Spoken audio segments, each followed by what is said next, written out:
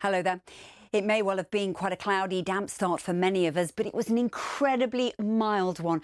Take a look at this. The first column shows the overnight minimums, way above where they should be. The second column, the average for this time of year.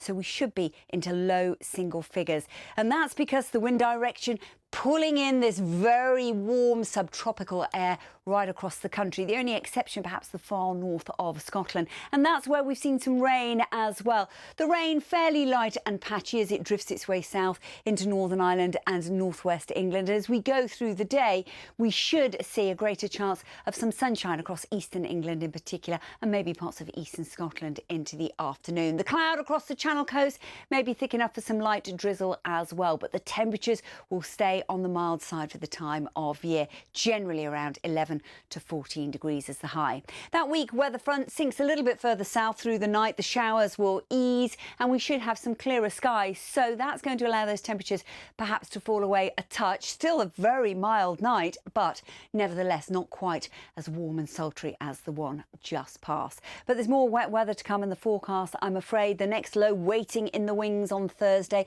So first thing on Thursday could be a dry, settled and possibly sunny start in eastern areas, clouding over quite quickly from the west, however, and there will be outbreaks of rain as we go into the afternoon, in particular through Northern Ireland, western Scotland, and perhaps some drizzle along west-facing coast. Top temperatures still into the teens, around 13 Celsius, the high.